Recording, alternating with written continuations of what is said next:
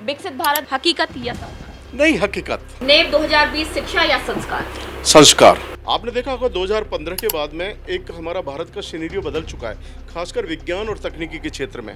हमारी जो बच्चियां हैं वो काफ़ी मैथमेटिक्स और टेक्नोलॉजी की तरफ मूव कर रही हैं कि साइंस को किस तरह से हम ग्राउंड तक ले जाएं। विज्ञान के आंदोलन में हम देखें तो चाहे हम एनवायरनमेंट की बात करें तो हमने एनवायरनमेंट सस्टेनेबिलिटी के लिए अरावली हिल्स को लेकर के एक बड़ा मूवमेंट किया। लाइफ स्पान को बढ़ाने के लिए भी हमने काम किया है कि फसल को किस तरह से उसकी लाइफ स्पान बढ़ाई जाए, जो भारत सरकार के कृषि मंत्रालय के द्वारा और हमारे वैज्ञानिकों के माध्यम से कर रहे हैं। आज हम हर क्षेत्र में आगे बढ़ते जा रहे हैं। नमस्कार, मैं निशा शर्मा न्यूज़ 21 में आप सभी का स्वागत करती हूँ। और आज इस चैनल के माध्यम से हम आपको एक ऐसे व्यक्तित्व, एक ऐसी शख्सियत से मिलवाने जा रहे हैं जो कि बहुत ही ज़्यादा खास है, क्योंकि इन्होंने विज्ञान को एक किताबी ज्ञान से बाहर निकालकर इसे जन आंदोलन बनाने का उद्देश्य लिया है। इसके साथ साथ ये शिक्षाविद भी है, सकुशल प्रशासक भी है, राजस्थान सरकार के प्रतिनिधि भी हैं, और मैं अगर बात करूं तो ये Jaipur MNIT board of governor के नॉमिनी भी है। जी हाँ, मैं बात करी डॉक्टर मेघेंद्र शर्मा जी की, तो उन्हीं से डायरेक्ट बातचीत करते हैं। मेघेंद्र जी, सबसे पहले तो आपका बहुत बहुत स्वागत है हमारे चैनल पर। मेघेंद्र जी, सारे लोग जानना चाहते हैं कि एक डॉक्टर साहब लैब से बाहर निकलकर कैसे आए। बॉटनी का छात्र था, उसको ऐसा क्या लगा कि उसने सोचा कि नहीं, मुझे तो राजस्थान सरकार का प्रतिनिधि बनना है और मुझे लोगों के लिए कुछ करना है? जी, ये एक माइंडसेट था। जब हम स्टूडेंट थे राजस्थान विश्वविद्यालय में, तभी से एक भावना थी कि साइंस को किस तरह से हम ग्राउंड तक ले जाएं। हम देखते थे एनवायरमेंटल इश्यूज़ को लेकर के कई बार ऐसा सेंसिटाइजेशन प्रोग्राम हुआ करते थे जिनमें लगता था कि हम एक लैब तक कन्फाइंड नहीं हो।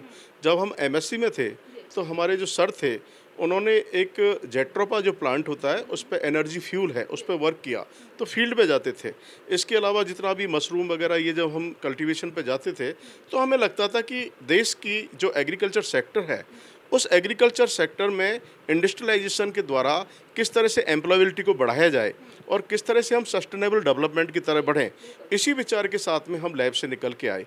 जब हम MSc करने के बाद में जब रिसर्च किया, हमने इथनो मेडिसिन्स पर फार्माकोग्नोस्टिकल स्टडीज़ ऑन सब मेडिसिनल प्लांट्स, तो राजस्थान में फ्लोरा और फौना जितनी भी एंडेमिक स्पीसीज थी, इन पे हमने अध्ययन करने के बाद में देखा कि धीरे धीरे जो हमारी मरुस्थलीय वनस्पति हैं वो धीरे धीरे एक तरह से एक्सटिंक्ट होती जा रही हैं, लुप्त होती जा रही हैं। इस स्थिति को देखने के बाद में आखिर में हम कैसे सरवाइव कर पाएंगे, ये फ्लोरा और फौना कैसे बचेगा, हमारा इकोसिस्टम कैसे बैलेंस होगा, इसी उद्देश्य को लेकर के हमने एक 2011 में जो विज्ञान भारती एक ऐसा राष्ट्रीय संगठन है, राष्ट्रीय नहीं अपितु अंतर्राष्ट्रीय संगठन है, जिसमें बहुत सारे टेक्नोक्रेट्स, एकेडमिशियंस, वैज्ञानिक और इस तरह के लोग जुड़े हुए हैं जो इंटरडिसिप्लिनरी अप्रोच रखते हैं, उसी संस्था में हमने अपने आप को आगे बढ़ाया। विज्ञान भारती की हैंड होल्डिंग से सबसे बड़ी बात ये रही कि राजस्थान में मुझे जब सेक्रेटरी का दायित्व मिला राजस्थान, इसके बाद में हमने देखा कि किस तरह अलग अलग इंस्टीट्यूट अपना काम कर रहे हैं, उनको जॉइंट वेंचर के रूप में आने की ज़रूरत है। एक संस्थान उसी काम को कर रहा है और उसी काम को दूसरा संस्थान कर रहा है और दोनों का एरिया एक ही है, तो क्यों नहीं हम दोनों एक साथ मिलकर के उसका रिजल्ट ओरिएंटेड और सोसाइटल इम्पैक्ट बनाएं। तो हमने एक नारा दिया कि सोसाइटल प्रॉब्लम साइंटिफिक सॉल्यूशन, और इसी उद्देश्य को लेकर के हमने विज्ञान भारती में एक मूल मंत्र है कि ancient science Confluence with modern science, यानी हमारी प्राचीन भारतीय जो ज्ञान परंपरा है या ट्रेडिशनल नॉलेज है उसको कैसे कॉन्फ्लुएंस यानी सम्मिश्र करें हमारी नई पद्धतियों से। तो मैं समझता हूँ इस विधा को लेकर के ये एक जन आंदोलन था जिसको स्वदेशी विज्ञान आंदोलन कहते हैं। इस स्वदेशी विज्ञान आंदोलन को प्रोपेल करने के लिए हमने भिन्न भिन्न प्रकार के प्रकल्प तैयार किए। उन प्रकल्पों के माध्यम से इतने वर्टिकल्स हमने खड़े कर दिए कि आज देश में विज्ञान के आंदोलन में हम देखें तो चाहे हम एनवायरनमेंट की बात करें तो हमने एनवायरनमेंट सस्टेनेबिलिटी के लिए अरावली हिल्स को लेकर के एक बड़ा मूवमेंट किया। अरावली हिल्स के साथ में हमने जितना भी हमने कार्बन क्रेडिट की बात करते हैं तो कार्बन सिक्वेस्ट्रेशन के तहत हमने बहुत सारे पार्क लगाए जिससे कार्बन को मिटिगेट किया जा सके। तो पहला आंदोलन तो ये हो गया, तो इसमें हमारी बड़ी रुचि है, हमने देखा हम सोसाइटी के लिए कुछ कर रहे हैं। फिर आगे बढ़ कर के हमने एक विद्यार्थी विज्ञान मंथन, आपने देखा होगा कि हमारे इंडियन साइंटिस्टों का कंट्रीब्यूशन बहुत बड़ा रहा है।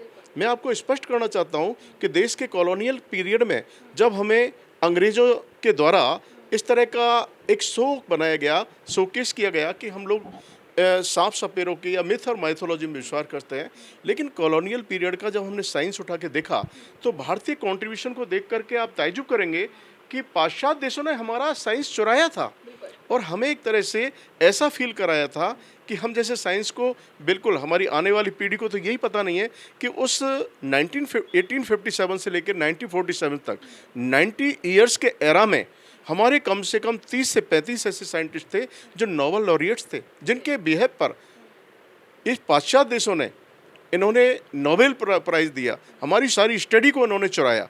तो ये बहुत सारे विषय थे जो विज्ञान भारती द्वारा एक आंदोलन के रूप में लाए गए। तो उसी आंदोलन का मैं एक निमित्त मात्र हूँ, जो इस देश में आने वाले स्टूडेंट्स के लिए ये कॉन्फिडेंस और एक अंदर से एक ऐसा भाव पैदा, जिसे स्वयं कहते हैं, यानी हमारा तंत्र, हमारा विज्ञान, उसकी अनुभूति कराने के लिए विज्ञान भारती का एक साधक मात्र बनकर के काम कर रहा हूँ। ये मेरी यात्रा है। आपने जैसे अभी शोध की बात की, आपने बहुत सारी रिसर्च किया है, तो आपने राजस्थान के जनजातीय क्षेत्रों में जाकर औषधीय शोध किए थे, औषधीय पौधों को लेकर शोध किए थे, कई दुर्गम इलाकों में भी जाकर आपने शोध किए होंगे, तो वहाँ पे कुछ चैलेंजेस आपको फेस करने पड़े?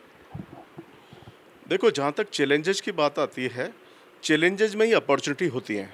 और हमने जहाँ तक देखा है, बायोडाइवर्सिटी हमारे राजस्थान की इतनी अच्छी है कि हमारी यहाँ पर अरावली हिल्स हमारे राजस्थान को 2 भागों में बांटता है। तो हमने जहाँ जहाँ पर देखा, हर एक प्लांट की अपनी मेडिसिनल वैल्यूज होती है और हर एक एरियाज़ का अपना एक हैबिटाट होता है, जिसके अंदर वो अपने, जहाँ तक मैं समझता हूँ, आजीविका का साधन भी, यानी सोशियो इकोनॉमिक उनका रिलेशन होता है। उस सोशियो इकोनॉमिक रिलेशंस को देखते हुए हमने वहाँ पे जो जो प्रोडक्ट हैं, जो उत्पाद हैं, खासकर जनजातीय क्षेत्रों में हमने देखा कि जैसे पाली डिस्ट्रिक्ट में सीताफल बहुत अच्छा होता है, बेर अच्छा होता है। तो सीताफल को वो किस तरह से मार्केट में ले जाएं और उनकी मेडिसिनल वैल्यू के आधार पर किस तरह उसकी प्रोसेसिंग तक ले जाएं, तो उनकी, मैं जहाँ तक समझता हूँ कि उसकी मेडिसिनल वैल्यू के साथ में उनका एक इकोनॉमिक जो कैपेसिटी थी, उसको एनहेंस करने का काम हम लोगों ने किया। इसके अलावा भिन्न भिन्न क्षेत्रों की बात करें तो हमने वहाँ पर एक बच्चों के अंदर जो एक इनोवेशंस का काम है, तो स्टूडेंट इनोवेशन फेस्ट, तो भारत सरकार का जो विज्ञान एवं प्रौद्योगिकी मंत्रालय है और विज्ञान भारती की तरफ से मैं हूँ, तो उसमें जॉइंट वेंचर में स्टूडेंट इनोवेशन के द्वारा मुझे दायित्व मिला भारतीय राष्ट्रीय स्तर पर। उसके माध्यम से जगह जगह जो इनोवेशन थे उनको कंपाइल किया, कंपाइल करने के बाद में उनकी हैंड होल्डिंग की, उनको सेग्रीगेट किया एज पर जो उनका डोमेन था उसके अकॉर्डिंग, और उनके एक्सपर्ट्स को उनके साथ स्विच किया। तो स्विच करने के बाद में आप देखते हैं कि जब किसी पर्टिकुलर वर्क के लिए कोई एक्सपर्टीज़ मिल जाता है तो निश्चित रूप से उसके रास्ते मिल जाते हैं। तो यही काम विज्ञान भारती कर रही है कि जहाँ जहाँ जिस जिस डोमेन में, जिसको ODOP 1 डिस्ट्रिक्ट 1 प्रोजेक्ट की बात करें, या GIS जोग्राफिकल इंडिकेशन सिस्टम की बात करें, या हम देखते हैं कि पर्टिकुलर एरिया में क्या क्या और अपॉर्चुनिटी है, माइंस मिनरल्स की बात करें, क्रिटिकल मिनरल्स की बात करें, रियर अर्थ की बात करें, ये सभी हम लोगों ने अपनी फील्ड में चुने हैं। तो खासकर हम ये देखते हैं कि एक एरिया में यदि माइंस मिनरल्स का काम हो रहा है तो वहाँ किस तरह का लेबर होना चाहिए, उस लेबर को ऑर्गेनाइज सेक्टर में लाके स्किल कैसे कर सकती है। तो विज्ञान भारती इस तरह की एक फैसिलिटेटर के रूप में काम कर रही है, जो भिन्न भिन्न उसके संस्थान हैं उनके साथ में उस एरिया के लोगों को स्विच करके एक ट्रेनिंग देने का काम कर रही है। तो बहुत सारी चीज़ें जो विज्ञान भारती 42 वर्टिकल्स हैं हमारे, उन 42 वर्टिकल्स को देखोगे तो जीवन का कोई भी ऐसा क्षेत्र नहीं बचा है जहाँ विज्ञान भारती छाया हुआ नहीं है। विज्ञान भारती ने विदेशों में भी जो हमारे टेक्नोक्रेट्स हैं जो माइग्रेट कर गए थे उनको भी स्विच किया है, क्योंकि उनकी एक्सपर्टीज़ को भी हम ले रहे हैं। तो इस तरह से हमारा एक जन आंदोलन है और हम हर क्षेत्र में, चाहे जनजातीय क्षेत्र हो, चाहे वो जनरल अर्बन क्षेत्र हो, चाहे रूरल क्षेत्र हो, हम चाहते हैं कि हमारा ये देश विश्व गुरु की ओर बढ़े और हमारा हर जो एक यहाँ का निवासी है वो स्किल्ड होकर बाहर निकले। आपने अभी विश्व गुरु की बात की है, तो आपको लगता है वाकई कि जो देश है हमारा वो आगे विश्व गुरु की ओर अग्रसर है, बढ़ रहा है? जी, आप देख रहे हैं, हम हर क्षेत्र की बात करते हैं। आज हम जैसे एग्रीकल्चर क्षेत्र की बात करते हैं तो हमने एग्रीकल्चर क्षेत्र में बहुत सारा इनोवेशंस किया है, और इनोवेशन ही नहीं किया है, हमने वर्ल्ड सिनेरियो में देखें तो हमारे जितनी भी ये जो हमारा ग्रीन मूवमेंट हुआ था, जिसको हम स्वामीनाथन जी की देन मानते हैं, उसके बाद में हमने इतना इम्प्रूव किया है कि आज हम वर्ल्ड को एक्सपोर्ट करते हैं गेहूँ। उसके अलावा हम देखते हैं कि दाल और इनमें स्पाइसेस में हम एक तरह से बाहर इंपोर्ट करते हैं। तो बहुत सारे सेक्टर के अलावा हमने देखा है वर्टिकल फार्मिंग पे हम आ गए, इंटीग्रेटेड फार्मिंग पे आ गए। हम इस तरह से एक चीज़ को बायो वेस्ट तक का यूज़ लेने लग गए। तो एग्रीकल्चर सेक्टर में हमने बहुत इम्प्रूव किया है। हमने ड्रॉथ रेजिस्टेंस वैरायटीज़ का ईजाद किया है। हमने इस तरह का, जैसे आप जानते हो, कार्बन नैनो पार्टिकल्स के द्वारा लाइफ स्पान को बढ़ाने के लिए भी हमने काम किया है कि फसल को किस तरह से उसकी लाइफ स्पान बढ़ाई जाए। तो ऐसे बहुत सारे इनोवेशंस हैं जो भारत सरकार के कृषि मंत्रालय के द्वारा और हमारे वैज्ञानिकों के माध्यम से कर रहे हैं, और विज्ञान भारती उनको एक सेतु की तरह काम कर रहा है। इसके अलावा दूसरा, टेक्नोलॉजी के क्षेत्र में आप देख रहे हो कि हमने बच्चों के अंदर जो इंक्यूबेशन सेंटर्स की बात करते थे, उस इंक्यूबेशन सेंटर से ऊपर उठ करके हमने सेंटर ऑफ एक्सीलेंस बनाए, जिसमें हार्ड और सॉफ्ट स्किल के अलावा उनकी कैपेसिटी एनहेंस का काम किया। देन उसके बाद में थर्ड नंबर पर आए हम जीसीसी की तरफ जा रहे हैं, यानी ग्लोबल कैपेबिलिटी सेंटर में हम हमारे बच्चों को किस तरह से टिकाएं और उनको इनकी एग्जिस्टेंस इस तरह की रहे तो उनका जो भी इनोवेशन हो वो ग्लोबल लेवल पर, ग्लोबल परिदृश्य में छाए। तो इस तरह का भाव जब स्टूडेंट के अंदर आया है, न्यू एजुकेशन पॉलिसी यही बोल रही है कि हम बच्चों को स्किल्ड करें, उसकी जो अंदर की पोटेंशियल है, उसकी स्किल है, वो उसको बाहर निकाल के लाएं। तो इस दिशा में भारत बहुत आगे बढ़ा है। डिफेंस के क्षेत्र में आप देख रहे हो कि डिफेंस का 360 डिग्री एंगल पर हमारी नेवी है, एयर है, या हमारी जो थल सेना है, ये तीनों की तीनों फोर्सेज जब इंटीग्रेटेड सिस्टम पे काम कर रही है, तो एडवांस जो टेक्नोलॉजिकल हुआ है, यानी टेक्नोलॉजी एडवांस के टाइम पे आज हम हर क्षेत्र में आगे बढ़ते जा रहे हैं। इसके अलावा हम बात करते हैं तो दूसरे क्षेत्र, तो मिसाइल्स के क्षेत्र में, या हमारी जो आयरन डोम्स बनाने की बात आती है, तो ऐसे बहुत सारे क्षेत्र, मेडिकल के क्षेत्र की बात करते हैं, हम लोगों ने मेडिकल क्षेत्र में इतना एडवांस किया है कि हम जो मेडिकल इंजीनियरिंग की बात करते हैं, कस्टमाइज हमारे जितने भी ये डिवाइसेस आए हैं, टेलीमेडिसिन सिस्टम आया है, या हम जितने भी हम पोर्टल बना रहे हैं, हमारी देश की आबादी 150 करोड़ आबादी है, इसका हेल्थ मैनेजमेंट सिस्टम किस तरह से हो सकता है, वो इस देश में वैज्ञानिकों के द्वारा किया जा रहा है, हमारे इंजीनियर्स के द्वारा किया जा रहा है, हमारे R&D इंस्टीट्यूशंस के द्वारा किया जा रहा है। तो बहुत बड़ा व्यापक क्षेत्र है कि देश की आबादी को देखते हुए, जोग्राफिकल कंडीशंस को देखते हुए, ये सारे जितने भी इनोवेशंस हो रहे हैं, तो भारतीय परिप्रेक्ष्य में देखा जाए तो आज हम वर्ल्ड में विश्व गुरु की तरफ बढ़ते जा रहे हैं और पूरा वर्ल्ड हमारी तरफ देखता है। तो ये हमारी एक सोच है और इसको हम आगे बढ़ा रहे हैं। मेघना जी, अपने आप ही नई शिक्षा पद्धति की भी बात की थी, जो NEP 2020 आया था, NEP 2020, उसको लेकर के काफ़ी विरोध भी देखा गया था कि जैसे वो लागू हुआ था। तो आपको वाकई लगता है कि जब वो शिक्षा पद्धति आई थी तो उसने गरीबों का हक नहीं छीना था, कुछ इस तरीके से? आप क्या कहेंगे, क्योंकि बहुत ज़्यादा विरोध इसका देखने को मिला था कि गरीबों को दबाया जाएगा इसकी वजह से? देखो, नेशनल एजुकेशन पॉलिसी, यदि एजुकेशन ट्रेजेक्ट्री यानी इसके ग्राफिक्स की बात करते हैं, तो इस देश में जो हमारी पद्धति थी एजुकेशन की, वो एक तरह से एजुकेट करना थी, यानी विद्या देना, विद्यावान बनाना नहीं था। तो विद्यावान में अंतर होता है, उसके अंदर स्किल डेवलप होता है। तो हमारे देश में ये नहीं है कि शुरू से भी हम लोग ऐसे पिछड़े रहे, पर लेकिन फिर भी आज परिस्थितियों को देखते हुए जो हमारा पहले एजुकेशन सिस्टम हुआ करता था कि हमारे अंदर एक तरह इंटरडिसिप्लिनरी अप्रोच होती थी, वो कहीं कन्फाइंड हो गई थी कि हम एक पर्टिकुलर ट्रैक पे चलने के लिए थे कि हमने शिक्षा ली और उसके बाद में हम जॉब के लिए तलाश रहे हैं, और जॉब के तलाशते तलाशते हम 35 और 40 के हो जाते थे। लेकिन आज कुछ अलग चेंज है। आज हमारा स्टूडेंट बहुत जागरूक है और उसको पता है कि उसको क्या लेना है, और इसी के साथ गवर्नमेंट ने इससे स्विच किया है कि न्यू एजुकेशन पॉलिसी में वो बच्चा अपना सब्जेक्ट चुने, सब्जेक्ट के बाद में यदि उसको बीच में कोई इंटरेस्ट आता है तो एग्जिट और एंटर होने के चांसेस भी हों, और उसके पास में अगर कोई डिग्री कोर्स कर रहा है, अगर वो डिप्लोमा करता है या किसी वैल्यू एडिशन के लिए कोई कोर्स करता है, तो उसके लिए प्रोविज़न होना चाहिए। और ये अगर इस देश में एजुकेशन पॉलिसी के अंदर है तो बहुत बड़ी बात है। यदि कोई बच्चा अगर कोई ग्रेजुएशन कर रहा है, उसके अंदर एक क्षमता आती है, उसको लगता है कि मैं मैच्योर हो चुका हूँ और सोचने समझने की क्षमता आती है, कुछ नया इनोवेशन में जाने का विचार बनता है, तो उसको मौका मिलना चाहिए। एजुकेशन तो बाद में भी पूरी हो जाएगी उसके साथ में, क्योंकि वो एजुकेशन का पार्ट ही है। तो ये बहुत बड़ा चेंज है, एक रिवोल्यूशनरी चेंज है। इसको धीरे धीरे लोग समझ रहे हैं, और जब इम्प्लीमेंट एक्सपेरिमेंट ग्राउंड पे कुछ टाइम बाद इसके रिजल्ट आएंगे तो लगेगा कि कहाँ होती थी कि ग्रेजुएशन के दौरान इंटर्नशिप हो रही है। आज गवर्नमेंट ने, भारत सरकार ने इंटर्नशिप का रखा है बच्चे के लिए। इंटर्नशिप के माध्यम से वो कम से कम उस शिक्षा के महत्व को तो समझेगा कि हम पढ़ क्या रहे हैं, उसकी हैंड्स ऑन प्रैक्टिस क्या होती है। जो आप कह रहे थे कि लैब से बाहर निकलना, ये लैब से बाहर निकलना ही है। तो न्यू एजुकेशन पॉलिसी एक ग्राउंड ट्रुथ को बताती है कि बच्चे का स्किल क्या है, उसका सोचने का तरीका क्या है, या वो बनना क्या चाहता है। तो एनईपी उसमें ओपन वे देती है उसको कि उसको अपना लक्ष्य, अपना उद्देश्य खुद को निर्धारित करना है। मेघन जी, आप जो एमएनआईटी है उसमें आप महिलाओं के लिए फ्री स्टार्टअप का जो प्रोग्राम है वो भी चलाते हैं, तो क्या जो राजस्थानी महिलाएं हैं वो तकनीकी क्षेत्र में आने के लिए अग्रसर हैं, उनको किस तरीके से आप मोटिवेट करते हैं आने के लिए? देखो, जहाँ तक महिलाओं के तकनीकी क्षेत्र में आने की बात है, आज रेशियो बहुत कुछ बदल चुका है। हमारी जो बच्चियाँ हैं वो काफ़ी मैथमेटिक्स और टेक्नोलॉजी की तरफ मूव कर रही हैं।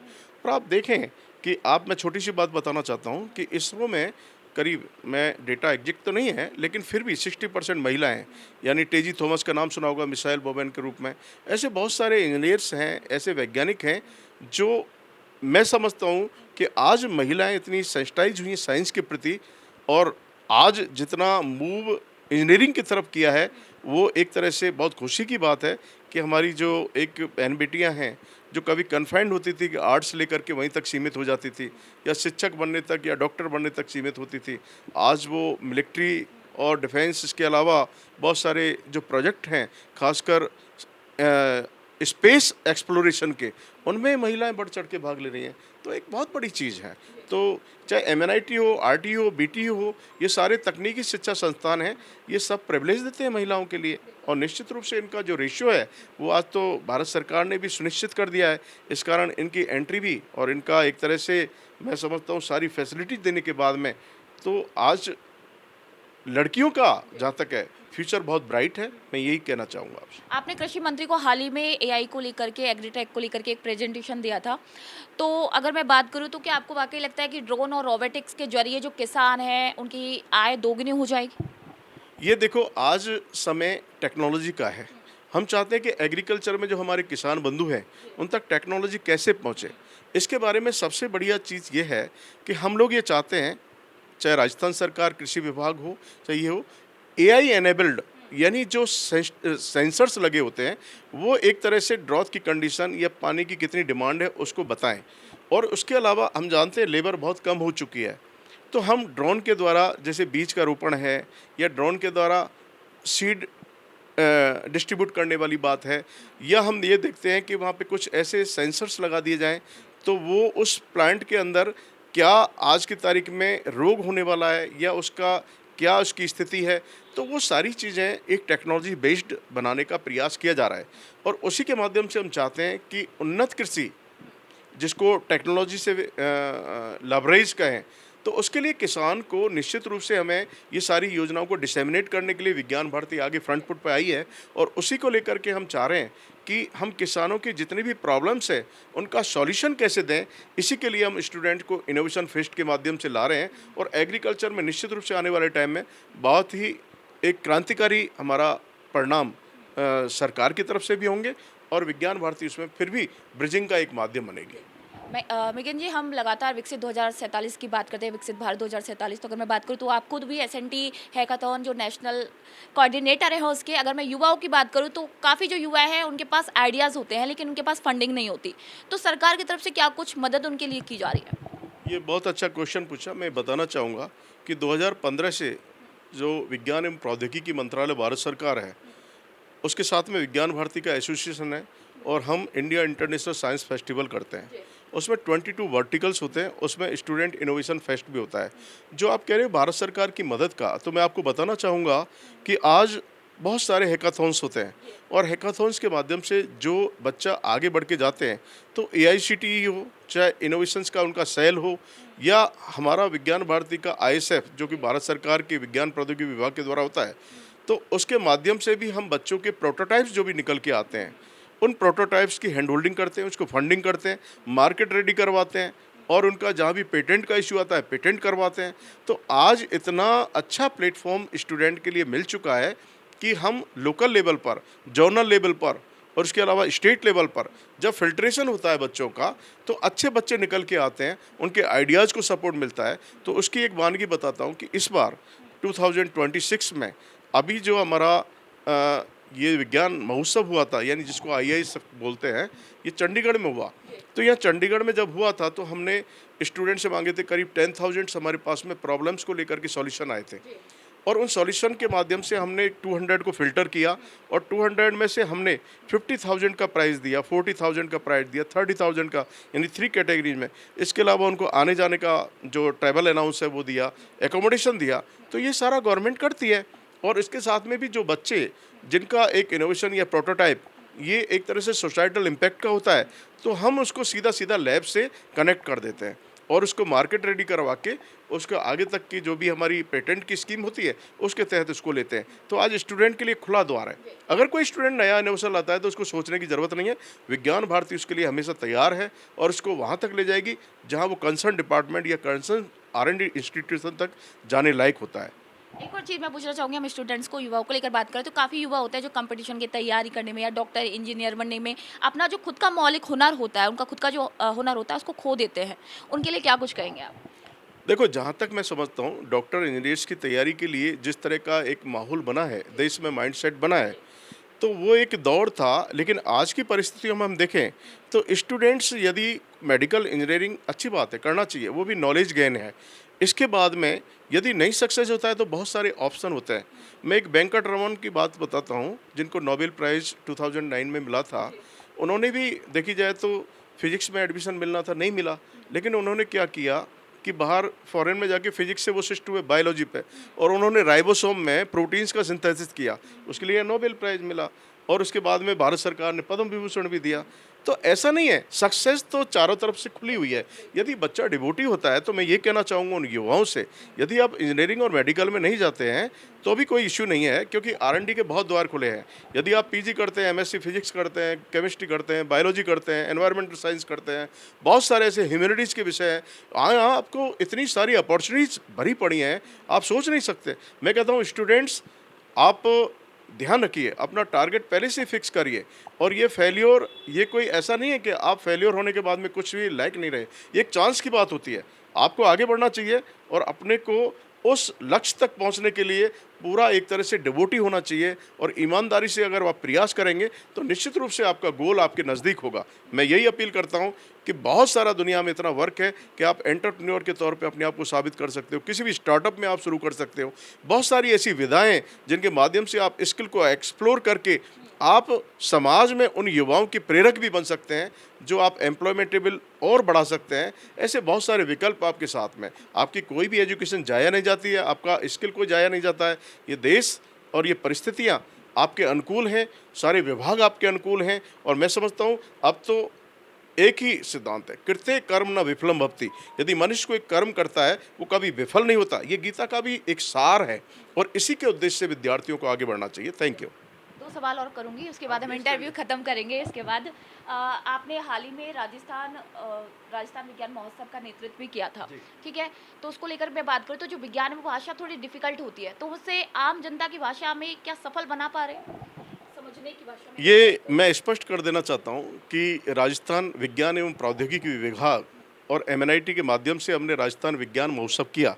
राजस्थान विज्ञान महोत्सव का उद्देश्य क्या था कि यहाँ की भौगोलिक स्थितियों के अनुरूप हम विद्यार्थियों को यहाँ की प्रॉब्लम्स को और इनके यहाँ के इनोवेशंस को अवगत कराएं। इसको देखते हुए हमने बहुत सारी चीज़ें की। जैसे हमने देखा कि आज बच्चा लैब में जाता है, उसको पता ही नहीं रहता है कि DNA में क्या क्या चीज़ें होती हैं, किस तरह से DNA हेलिक्स होता है, या उसमें ATGC का कैसे बॉन्ड होता है। तो ये सारी चीज़ें हमने लैब से बाहर निकाल करके स्टूडेंट को यहाँ पर एक्सप्लेन किया, उसका एक्सपेरिमेंटल उसको एक स्कूल लेवल पे जो लैब आजकल बंद हो चुकी हैं उनको करवाया। देन इसके अलावा ये तो पहला काम हो गया। दूसरा, हमने स्टार्टअप्स पॉलिसीज़ को लेकर के, यानी साइंस टेक्नोलॉजी पॉलिसीज़ को लेकर के ऐसे पॉलिसी मेकर्स की मीटिंग की जिनके माध्यम से हम इस स्टेट में क्या इस तरह से टेक्नोलॉजी लाएं जिससे बच्चे उससे लाभान्वित हो, हमारा समाज लाभान्वित हो। इसके अलावा हमने जैसे साइंस के क्षेत्र में जितने भी हमारे एक्सपेरिमेंटल हो रहे हैं उनको लेकर के एग्जीबिशन लगाई। डिपार्टमेंटों की जो टेक्नोलॉजिकल एडवांसमेंट था उसको हमने एग्जिबिट किया। इसके अलावा स्टूडेंट्स को हमने ऐसे एक्सपेरिमेंट बताए। जैसे फॉर एग्जांपल आज आप देख रहे हो कि पॉल्यूशन कितना हो रहा है, तो हमने जो नेशनल फिजिकल लेबोरेटरी जो जिसको एनपीएल बोलते हैं, उसके साइंटिस्टों को यहाँ बुलाया। उनके द्वारा हमने एक्सपेरिमेंट किया 100 मीटर्स पर जाकर के, वो जो हमारा एटमॉस्फेरिक जो एरिया है उसमें हमारा एयर की क्वालिटी क्या है। तो क्वालिटी को वो एक तरह से जितने पार्टिकुलेटेड मैटर होते हैं उनको समझने का विद्यार्थियों को सीधा सीधा मौका मिला। तो ये विज्ञान महोत्सव का माध्यम है कि आपकी जिज्ञासा को बढ़ाना, कि आप भी एक वैज्ञानिक दृष्टि रख सकते हो, आप भी विज्ञान के क्षेत्र में बहुत कुछ काम कर सकते हो। इससे स्टूडेंट का इंटरेस्ट एरिया एक एक्टिवेट होता है। ऐसे ही हमने हमारे जो डिफेंस के हैं, खासकर डीआरडीओ के साइंटिस्ट महेश राजपुरोहित जी को बताया, उन्होंने सारी मिसाइल टेक्नोलॉजी के बारे में बताया।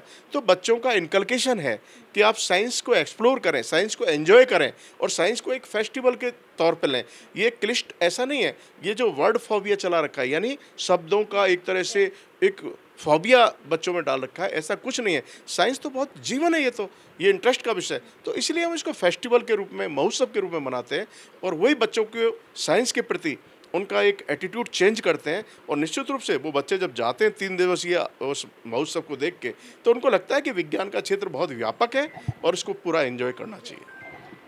मैं जब आपके बारे में रिसर्च कर रही थी तो मैंने देखा कि आप पर्यावरण प्रेमी हैं। एक वृक्ष जो माँ के नाम जो मुख्यमंत्री जी ने योजना चलाई थी उसमें भी आपने बहुत सहभागिता दी थी। तो वैज्ञानिक दृष्टिकोण से एक आम आदमी को पर्यावरण से जोड़ना क्यों जरूरी है, इसके बारे में थोड़ा बताओ। एक्चुअली मैं आपको बता दूं, पर्यावरण क्या है। पर्यावरण आप देख रहे हो, जितने भी हम देख रहे हैं कि हमारे जितने एनवायरमेंटल इश्यूज आज जो आ रहे हैं, उसकी बहुत बस बड़ी वजह है हमारी ग्रीन हाउस गैसेज। आप जानते हो कि ग्रीन हाउस गैसेज क्यों होती हैं? ग्रीन हाउस गैस का सबसे बड़ा कारण है हमारा कार्बन। और कार्बन जितना भी एमिट हो रहा है, जितना उत्सर्जन हो रहा है, वो हमारी एक लेयर बनी हुई है एटमॉस्फेयर में, जिसको हम ग्रीन हाउस गैस बोलते हैं। अगर वो बैलेंस में रहती हैं तो एक थिन लेयर के रूप में रेडिएशंस को रोकती हैं और एनर्जी को ट्रांसमिट करती रहती हैं, बाहर भेजती रहती हैं। जैसे ही वो ब्लैंकेट बन जाता है, जिसमें सबसे महत्वपूर्ण तो कार्बन डाइऑक्साइड का है, नाइट्रोजन का, उसमें वाटर वेपर के रूप में हमारी भाप भी उसमें काम करती है। इसके अलावा जितने हैलाइड्स हैं, जिनको सिल्वर हैलाइड्स बोलते हैं, वो भी जब एटमॉस्फेयर में जाते हैं तो वो ब्लैंकेट जो होता है वो एक मोटा रूप ले लेता है, तो एनर्जी ट्रैप कर लेता है। और एनर्जी ट्रैप कर लेता है तो हमारी जो धरती का टेम्परेचर, जो कि नॉर्मल 50 डिग्री होना चाहिए, यानी 15 डिग्री सेल्सियस एक तापमान होना चाहिए, वो इम्बैलेंस हो जाता है। धरती जब गर्म होगी तो निश्चित रूप से हमारे जितना भी एटमॉस्फेयर, जिसे बोलते हैं कि हमारा जो एनवायरनमेंट है, उसके साथ में हमारा क्लाइमेट चेंजेस जो आता है, यानी हमारा जो ऋतु परिवर्तन आता है, उसकी वजह भी एक तरह से ग्लोबल वार्मिंग में आपको दिख रही है, स्पष्ट दिख रही है। तो ग्लोबल वार्मिंग भी इसी के कारण ही है। जब हमारा टेम्परेचर बढ़ेगा तो निश्चित रूप से हम देख रहे हैं कि ओशियनिक इफेक्ट भी आ रहे हैं। आजकल जो डीप ओशियंस है वो भी गर्म हो रहे हैं, जबकि हम जानते हैं कि नॉर्मल टेम्परेचर हम देखते हैं तो जो हमारा पानी का यानी समुद्री सतह होती है वो वार्म होती है, लेकिन उसके अंदर डीप चले जाते हैं तो 7 डिग्री सेल्सियस के आसपास होता है। लेकिन आज स्थिति ये हो गई कि 7 डिग्री तो क्या, वहाँ पे इतना हॉट वाटर होने लग गया, तो हमारा जो एक्वेटिक इकोसिस्टम है वो भी इम्बैलेंस हो गया। तो पर्यावरण को अगर सुरक्षित करना है तो हमें पेड़ पौधे लगाने ही होंगे, हमें कार्बन मिटिगेट करना ही होगा, और कार्बन मिटिगेट होगा तो हमारी ग्रीन हाउस गैसेज बैलेंस होंगी और हमारा जो क्लाइमेटिक चेंज है या ग्लोबल वार्मिंग है उसके इम्पैक्ट बहुत कम होंगे। तो निश्चित रूप से पर्यावरण के प्रति आकर्षित होना ही था। इसलिए हमने यहाँ पर जो रिको इंडस्ट्रियल एरिया है, आज उसमें 4 पार्क लगाए और पार्कों में आप देखेंगे कि हमने उनको ऑक्सीजन का नाम दिया। उसमें डिफरेंट प्लांट्स इस तरह के लिए जो ज़्यादातर ऑक्सीजन वो निकालते हैं। तो आज आप देखेंगे कि वहाँ हमने कथनी और करनी में समरूपता रखी। आज 3 से 4 हज़ार प्लांट वहाँ पर 14-14 फीट के लगे हुए हैं, तो मन को शांति मिलती है। इसी तरह हमने सीकर में भी पूरा एक जोन बनाया 8 बीघा में। ऐसे हमने अलवर में यूआईटी का एक पार्क लिया, खुद ने हमने पैसे डिपॉजिट करवाए। तो हम चाहते हैं कि सरकार में नहीं, हम सोसाइटी में इंस्पिरेशन बने, और ये जितने भी हमारे भिन्न भिन्न क्षेत्रों में काम करने वाले लोग हैं, ये भी एक सामाजिक दायित्व का बोध महसूस करें कि समाज के लिए हमें कुछ देना है। इसलिए हम पर्यावरण के साथ में जोड़ते हुए हम इस कल्याण की तरफ बढ़ रहे हैं। इससे अब बात करेंगे हम रैपिड फायर क्वेश्चन, कुछ रैपिड फायर क्वेश्चन करेंगे, एक शब्द में आपको उनको बताना होगा, ठीक है? विकसित भारत हकीकत या संस्कार? नहीं, हकीकत। जी। नेप 2020 शिक्षा या संस्कार? संस्कार। असफलता, फेलियर को आप किस तरीके से समझते हैं? वो एक अपॉर्चुनिटी है। आपको सुकून क्या देता है, जयपुर या आपका खुद का घर, गांव? नहीं, मुझे पूरा देश सुकून में है। जी। आपका सबसे बड़ा, अगर मैं बात करूँ, इंस्पिरेशन हर किसी का होता है, तो कौन लगता है आपको कि वो आपको इंस्पिरेशन, आपको मोटिवेट करता है? जी, आचार्य प्रफुल्ल चंद्र रे। डॉक्टर मेघेंद्र शर्मा खुद को एक शब्द में कैसे परिभाषित करेंगे? मैं समाज में अपने जीवन की छोटी यात्रा के रूप में मानता हूँ और सोसाइटी के लिए क्या दे सकता हूँ, ये मैं सोचता हूँ। और यही मेरा सपना है कि मेरा समाज, मेरा देश, मेरा राष्ट्र इसी तरह अनवरत सारी चुनौतियों के सॉल्यूशन देता रहे और वर्ल्ड में, विश्व में हमारे सामने, हमारे देखते हुए ही एक विश्व गुरु बने। यही सपना संजो के मैं जी रहा हूँ। बहुत बहुत शुक्रिया मेघेंद्र जी, बहुत कुछ सीखने और जानने को मिला हमारे दर्शकों को भी। तरीके से हमने बातचीत की और विज्ञान को आज बहुत अच्छे से हमने जाना, क्योंकि हमने स्कूलों तक ही विज्ञान को समझा है, लेकिन आज मुझे लगता है कि आपने बहुत अच्छे से विज्ञान को एक डीपली तरीके से जाना होगा कि आखिर विज्ञान क्यों हमारे लिए जरूरी है। और मिलते हैं एक और नई शख्सियत और एक और नए व्यक्तित्व के साथ। फिलहाल मैं निशा शर्मा इजाजत चाहूँगी आपसे। नमस्कार।